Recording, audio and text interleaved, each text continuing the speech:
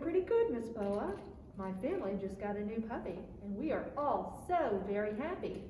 The only thing left to do is pick out a name for my new doggo here, and I'm stumped. It's just, whenever I get close to a name, I think of another one that I think fits too. I mean, he looks like a Fluffy because he is so soft to touch. But then he falls asleep for a bazillion hours, and I think, oh no, he's a sleepy. Then he wakes up and steals one of my socks, and I think, nope, his name should be Rascal.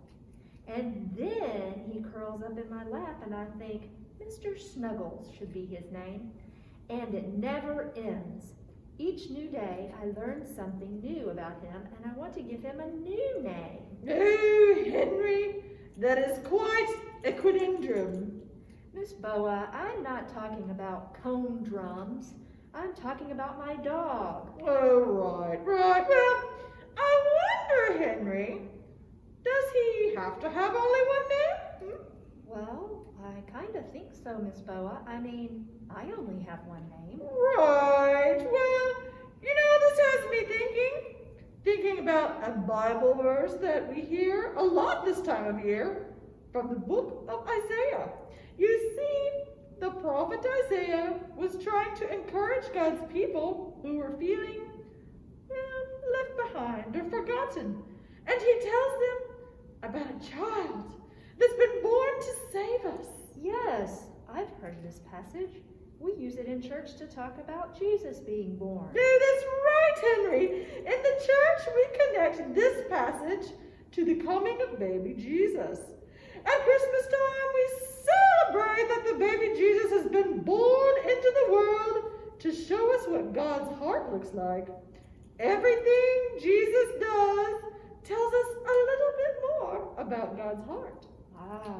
In this passage, the Savior does a bunch of things.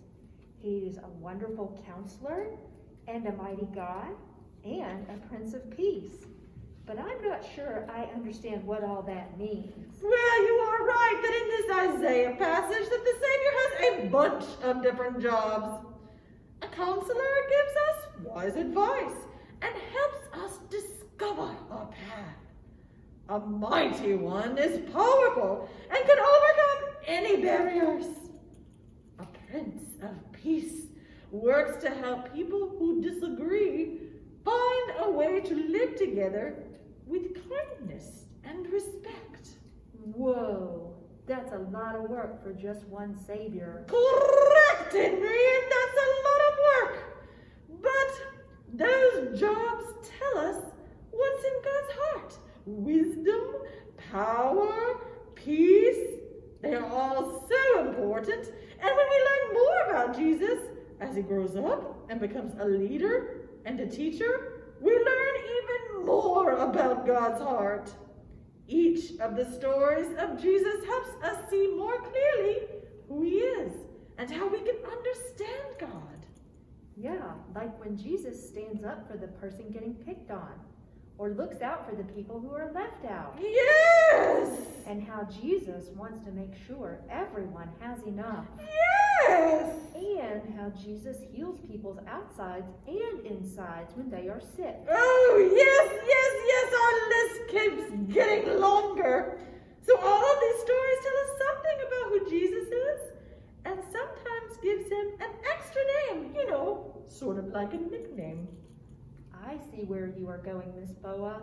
My dog can have a name, but lots of other nicknames that help us know who he is. I believe that's right.